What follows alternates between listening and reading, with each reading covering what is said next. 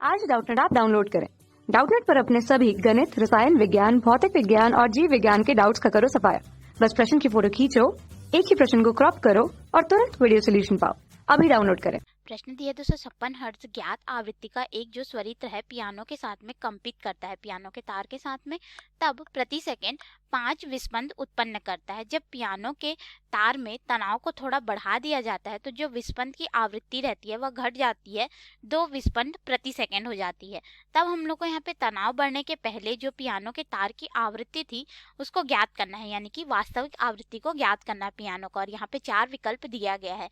तो आइए हम लोग इस प्रश्न को हल करते हैं और देखते हैं कि कौन सा विकल्प जो है सही होगा। तो हम लोग मान लेते हैं कि इस तरह से हमारे पास पियानो का तार है। पियानो का तार क्या होता है, दोनों तरफ से बंधा हुआ होता है, ठीक है। जब हम लोग इसमें कंपित करेंगे तो इस तरह से इसमें जो है ध्वनि तरंग जो है उत्पन्न होगी, ठीक है, तरंग के रूप में इस तरह से।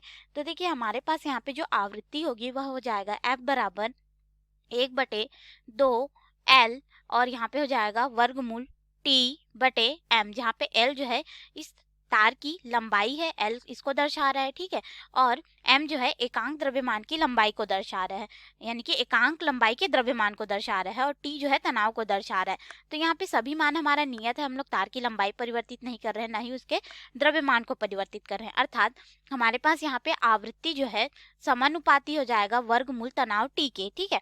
अब देखिए यह हमें तनाव T के रूप में प्राप्त हो रहा है और अब हम लोग इसको स्वरित्र के साथ में इस तरह से मान लेते हैं, स्वरित्र के साथ में हम लोग इसको कंपित कर रहे हैं। तब हमारे पास जो आवृत्ति का मान होगा वह इस तरह से हो जाएगा, पियानो की आवृत्ति FP समानुपाती हो जाएगा वर्गमूल T यानी कि तनाव के। अर्थात हमारे पास यहाँ पे अगर हम लोग देखें कि x विस्पंद जो है प्रति सेकंड उत्पन्न हो रहा है, ठीक है, x विस्पंद जो है हमें यहाँ पे विस्पंद प्रति सेकंड प्राप्त हो रहा है। तब हमारे पास यहाँ पे बोला जा रहा है कि हम लोग जैसे जैसे तनाव को बढ़ाते हैं तब क्या होता है कि तनाव बढ़ाते जाएंगे तो विस्पंद की आवृत्ति जो है 2 विस्पंद प्रति सेकंड कम हो जाती है, घट जा रही है, ठीक है। अर्थात हम लोग यहाँ पे 2 समीकरण लिख सकते हैं। एक तो हमारे पास मान लेते हैं कि ट्यूनिंग फोर्क की जो आवृत्ति है यानी कि स्वरित्र की आवृत्ति, इसको FT से दर्शा दिए, पियानो को FP से दर्शा दिए। तब हमारे पास यहाँ पे FP ऋण यहाँ पे हो जाएगा FT बराबर हम लोग को x विस्पंद प्रति सेकंड प्राप्त हो रहा है, हमने बोला था, ठीक है। एक ये समीकरण हो गया, समीकरण 1, और दूसरा समीकरण हमारे पास यहाँ पे हो जाएगा जो है स्वरित्र की आवृत्ति ऋण यहाँ पे हो जाएगा पियानो की आवृत्ति, तब भी हमें x विस्पंद प्रति सेकंड प्राप्त होगा। तो इसको समीकरण 2 ले लेते हैं। तो देखिए हमें यहाँ पे बोला जा रहा है कि हम लोग जैसे ही तनाव को बढ़ाते हैं, पियानो के तार के तनाव को बढ़ा दिया जाता है तो विस्पंद की जो आवृत्ति है वह घट जा रही है। तो आवृत्ति जो है 5 विस्पंद प्रति सेकंड से घट करके 2 विस्पंद प्रति सेकंड हो जा रही है। अर्थात हमारे पास यहाँ पे अगर हम लोग मान देखें तो यहाँ पे तो पियानो की फिर आवृत्ति उस तरह से देखो, स्वरित्र की यहाँ पे विस्पंद का मान हमारे पास क्या हो रहा है, घटा हुआ प्राप्त हो रहा है। तो ये तो हमारा समीकरण क्या हो जाएगा, गलत होगा। तो हम लोग ये वाला समीकरण नहीं ले सकते, क्यों, क्योंकि इसमें जो पियानो की आवृत्ति है वह बढ़ी हुई मिलेगी, जबकि हम लोग को विस्पंद का जो अंतर है, विस्पंद क्या होता है, 2 आवृत्तियों का अंतर, एक तो स्वरित्र और पियानो की आवृत्ति का अंतर, इसीलिए हमने इसको इस तरह से लिखा, ठीक है। तो यह मान जो है घटा हुआ कब प्राप्त होगा, जब हम लोग के पास यहाँ पे स्वरित्र की आवृत्ति अधिक होगी, ठीक है, क्योंकि तनाव को हम लोग नहीं ले रहे हैं, उस समय हमें पियानो की आवृत्ति ज्ञात करनी, उसकी वास्तविक आवृत्ति। तो यह समीकरण गलत हो गया, यानी कि दूसरे समीकरण से हम लोग इसको, हम लोग को यहाँ पे जो ज्ञात स्वरित्र है उसकी आवृत्ति दे दी गई है कि 256 हर्ट्ज है, तो हम लोग ये वाले में मान रखेंगे।